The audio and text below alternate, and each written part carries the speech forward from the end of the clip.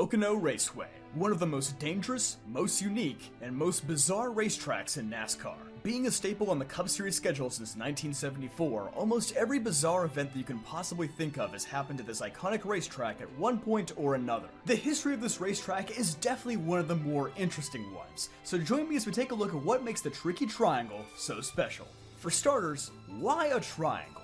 We have nearly 30 different tracks in the schedule currently, yet only one is a triangle.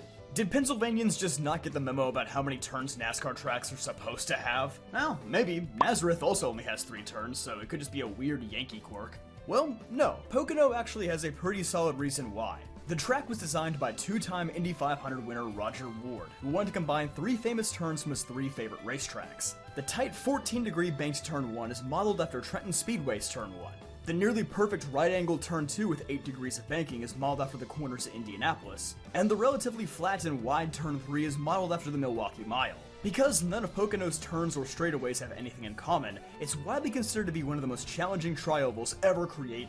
Prior to the next-gen car's creation, it was also one of the few tracks where drivers were forced to shift due to the crazy variance in speed, going from nearly 210 miles per hour on the front straightaway all the way down to about 140 in the corners. Because of this, many drivers and crew chiefs treated Pocono more like a road course than a typical speedway.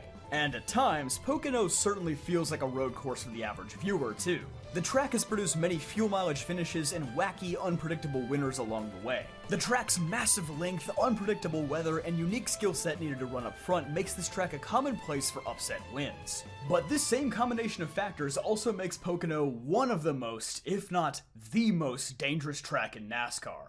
Richard Petty suffered what he called the worst wreck of his career here in 1980, and that's saying something because the King had tons of big hits in his long racing career.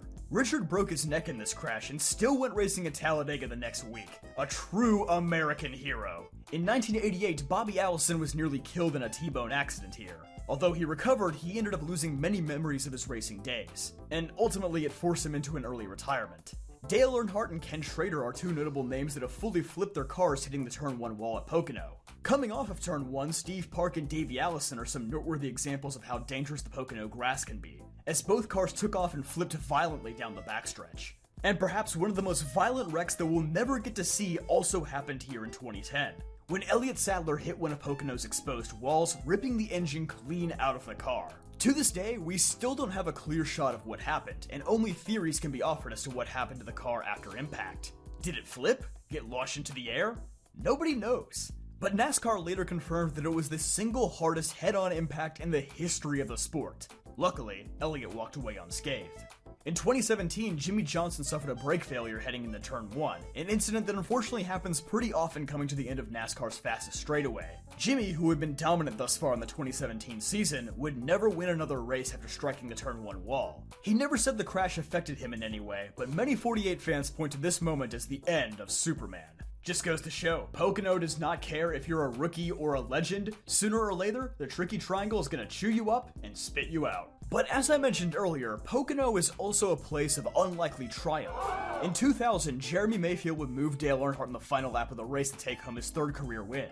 One of the extremely rare moments in NASCAR history where somebody got the better of the Intimidator with a bump and run. In 2006, young rookie phenom Denny Hamlin didn't win just his first career race at Pocono, but ended up sweeping the track that season. An incredibly unlikely feat for a young driver who is now the all-time winningest Pocono driver with 7 wins. Though he might try to tell you that it's actually 8. Sorry, Denny. In 2012, Joey Logano basically saved his career with a controversial late race bump to veteran driver Mark Martin, earning him his 2nd career win and a ride with Team Penske that he's still with today. In 2016, fog of all things shortened a race, giving Chris Buescher his very first Cup Series win. And in 2017, Ryan Blaney pulled off a daring pass on the apron to beat Kyle Busch and Kevin Harvick, scoring his first career victory for the famous Wood brothers. So with such a rich history of violent crashes, upset winners, and iconic moments, why was Pocono Raceway loathed by the fan base for a good amount of time? Well, there's quite a few factors. For every great moment in Pocono's history, there was definitely a race or two that you can completely sleep through. Pocono very much seems like an all-or-nothing type of track. It'll either be the most memorable race of the year, or the most forgettable. And this has torn public opinion about the Speedway for quite some time. Secondly, Pocono's two race dates used to be obnoxiously close together, with both races happening usually within 60 days of each other during the summer months. This also meant the Pocono Raceway was extremely vulnerable to bad weather, and for a time you just had to accept that most of the races would either be rain shortened or move to a Monday. That's just how it went for a good 10 years or so. But in 2024, that just seems like a weekly occurrence now. And with fans having to sit through not one, but two 500-mile-long Pocono races that probably had more than a few rain delays throughout, it was pretty easy to get tired of the old track. But to NASCAR and the track's credit, they got to work trying to make Pocono great again in recent years. First, both races were shortened to 400 miles to make them a bit more stomachable to the average race fan.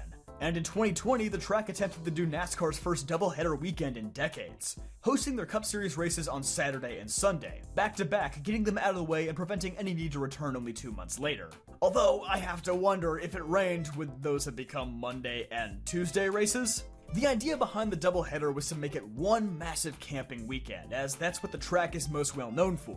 Among NASCAR enthusiasts who travel from track to camp out, this track is widely considered to be one of the best to do it at. But unfortunately, that big unforeseen event happened in 2020 that all but took away the main selling point of the doubleheader.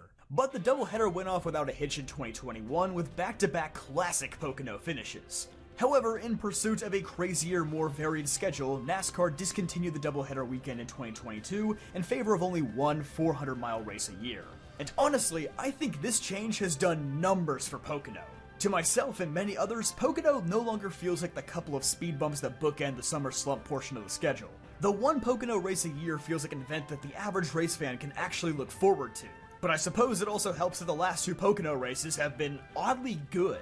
Sure, the next-gen car still has its struggles at Pocono, but the racing now is significantly better than it was during the 550 horsepower era of the Gen 6 car. I mean, most tracks sucked with the 550 package, but Pocono probably sucked the most. Now that high speeds have returned to the tricky triangle, Pocono once again feels like the test of equipment and driver skill that it was meant to be. And really, that was the biggest problem. From 2019 to 2021, Pocono had lost its identity as the danger track. But now, that identity is back and the beef has been palpable the last few years. In 2022, we saw the Hamlin vs. Chastain rivalry come to a boiling point and a nearly perfect recreation the next year with Hamlin vs. Larson. There's something about those close quarters turn 1 Pocono restarts. They're like a breeding ground for controversial finishes and I love it. I'm sure that we will continue to get our mixed bag of bangers and snooze fests at this track, but it's a track that should never leave the NASCAR schedule. It's one of the few independently owned tracks left that NASCAR or SMI doesn't have complete control over. It's a monument to 3 of America's most storied racetracks, and is a track that shows true driver talent in more ways than one. So welcome to your Renaissance era, Pocono. Here's to many more great ones.